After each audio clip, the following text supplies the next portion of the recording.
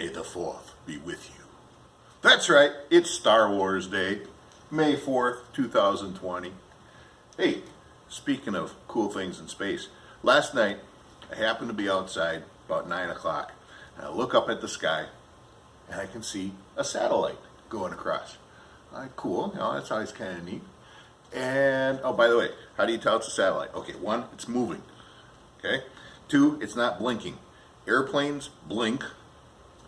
Satellites are a solid point of light. And if you ever just watch them for a while, they move different somehow. I think satellites move across the sky quicker than airplanes do.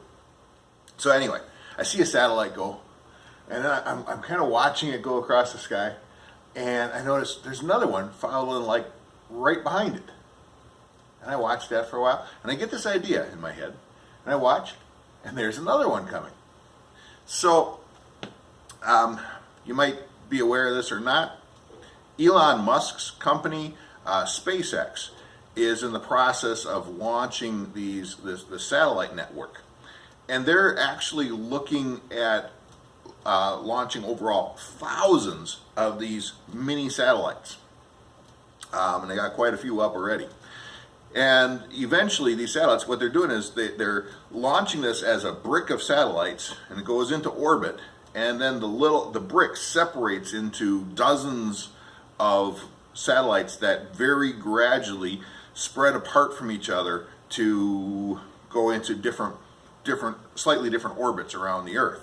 And when there's enough of them up there, the entire Earth is going to be covered, and it's going to be a broadband internet network. And their long-term plan is that basically almost the entire globe should be covered by their satellite network. So those of you having trouble getting good internet out in the country, I know I have internet, but it's not very fast. Maybe SpaceX is possibly solving some of that problem. It was kind of cool. I watched 9 satellites in a row just going across the sky.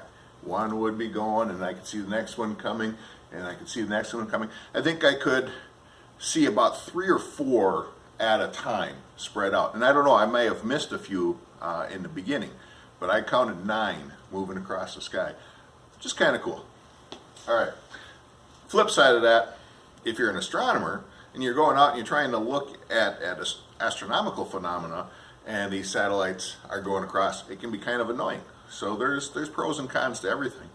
Did a little bit more reading up on SpaceX last night, and it sounded like in response to this, they said, hey, yeah, actually, we just didn't think of that, and it's a fairly easy solution, and they're going to try to put some sort of a little sunshade on these satellites, I guess, so that future launches maybe aren't going to be quite so bright, reflecting the sun back to the Earth.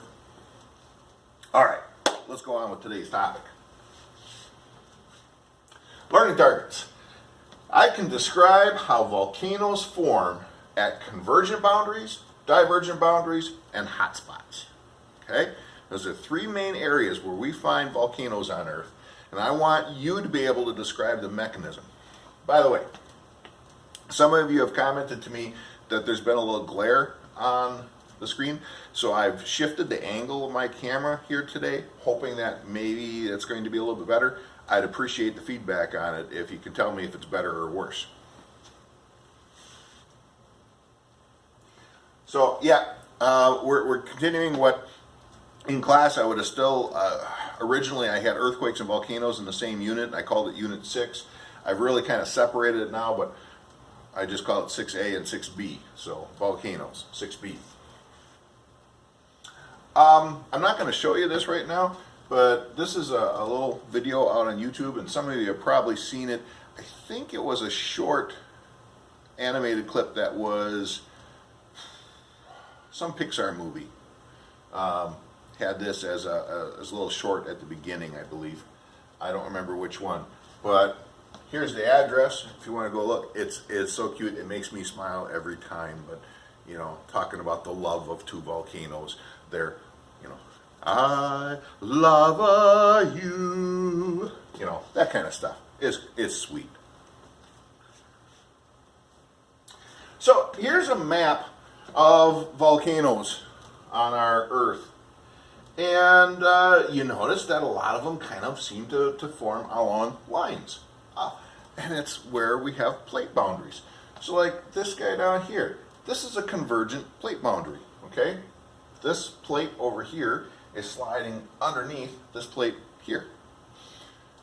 We've got a similar plate boundary over here, convergent boundary, convergent boundary. Over here, this is a divergent boundary. This along through here is a divergent boundary. I think these are all convergent boundaries. I'm not 100% certain. But then, once in a while, you see that's where most of our volcanoes are. They talk about the Pacific Ring of Fire. So if you look around the Pacific, and unfortunately this map isn't focused on the Pacific, but if you look all around the Pacific, we got volcanoes, volcanoes, volcanoes, volcanoes. Ring of Fire. It's because the Pacific is surrounded with convergent zones.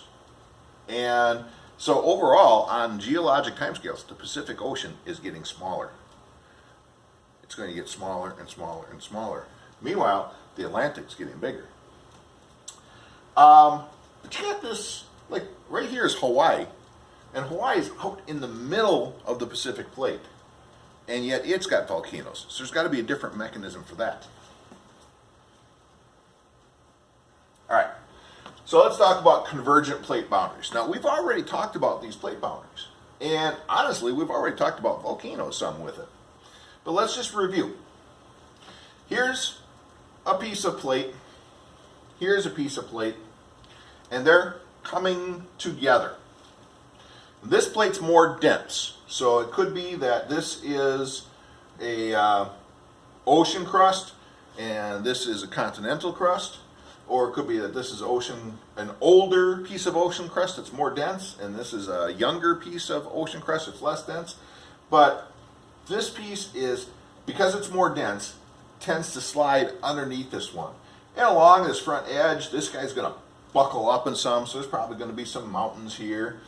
But what's important is, as this piece drags down, there is a combination of sediment and water that gets dragged with it, and that changes the melting point of the rock. We don't just have this crust rock. We have rock along with ground up sediments, and we have water, and it changes the melting point, because in order to have volcanoes, you have to have some molten rock. You have to have magma. Okay? So this comes down, it's being pushed down into the mantle, and it melts. And we get a magma chamber. Now, you've got liquid magma, and the thing about liquid compared to solid is that liquid flows rather easily, okay? And it's under pressure in the ground. So if you pressurize liquid, it's looking for a place to get out, okay? So if it finds any sort of crack in the earth, that magma is getting pushed through that crack, and if it makes it to the surface of the earth, it can spew out. That's a volcano. All right, so before we can have a volcano, we have to have melting.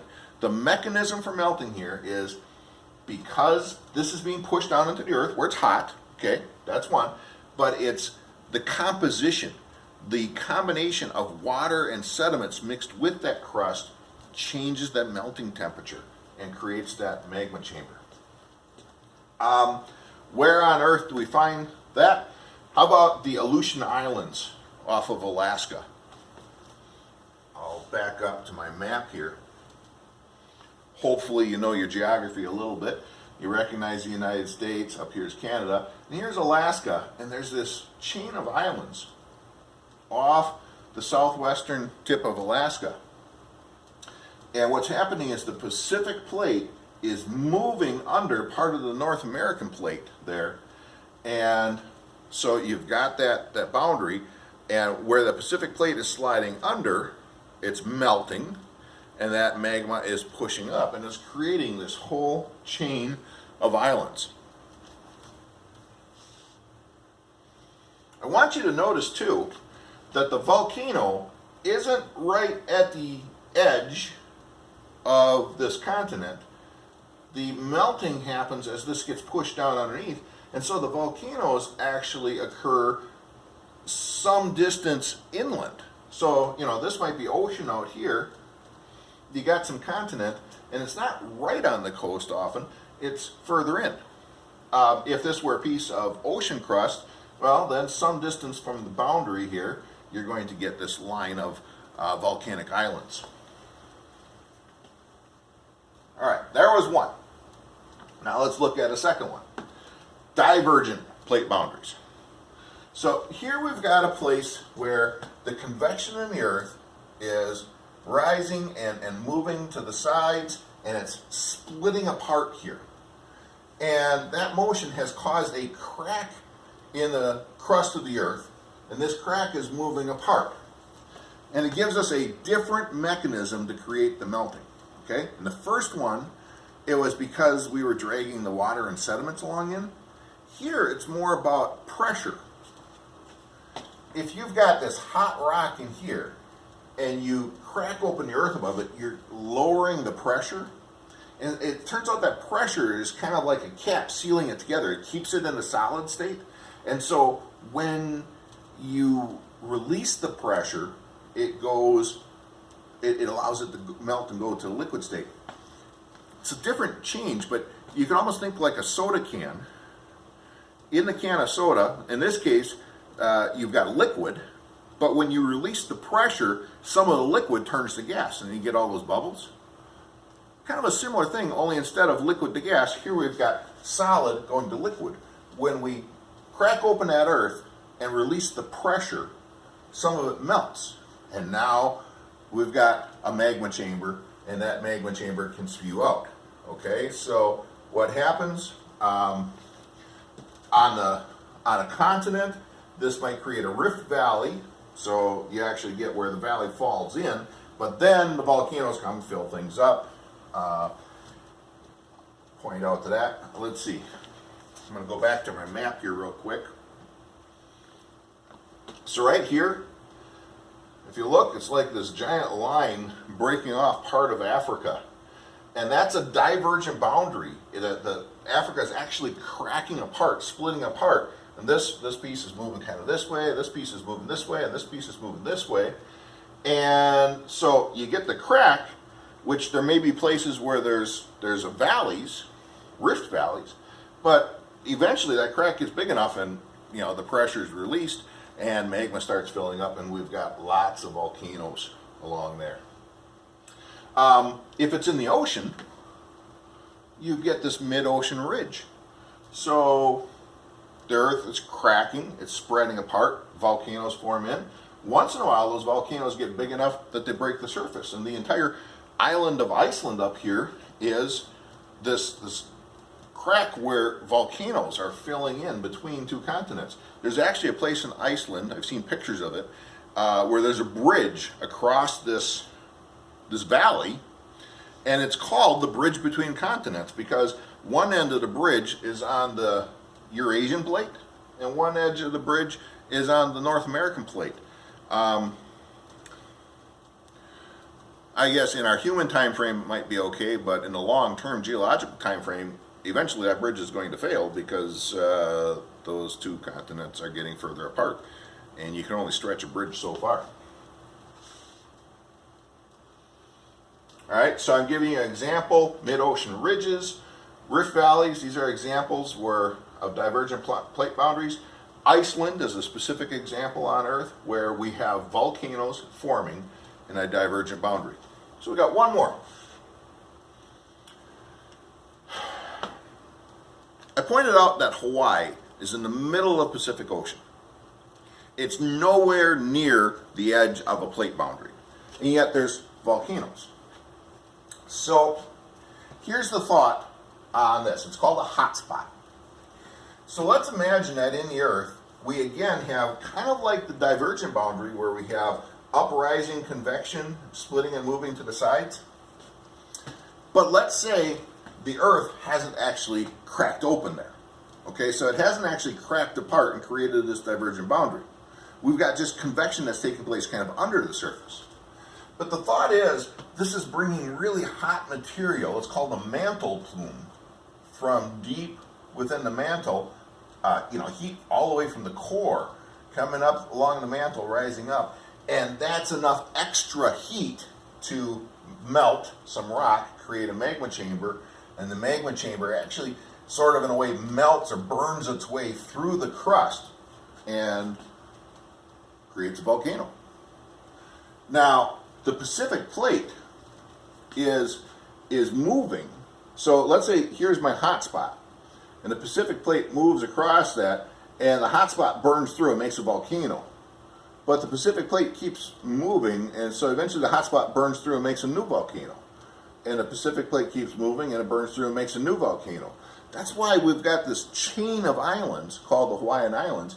And if you actually look at seafloor maps, you can see that there's a whole chain of older mountains. Some of them don't make it above the surface anymore, but they maybe used to be islands and they've eroded away. The current islands of Hawaii someday are probably going to erode, break down, and be below the surface of the ocean. But you know what? In another 10,000 or so years, there's going to be a new Hawaiian island because there is another volcano working its way, burning its way through that hot spot. There is an erupting volcano. I think it's kind of the southeast side of the current big island of Hawaii. All right, so Hawaii is an example of a hot spot. It's in the middle of a plate. So it's got some similarities to the divergent boundary because that's the same sort of convection that's happening. But it's in the middle of the plate. It hasn't split open here to make a new plate. Yeah. Hey, that's the part I wanted to get through today. 3 types of volcanic regions. I want you to be able to describe each. Enjoy your Star Wars Day. May the 4th be with you.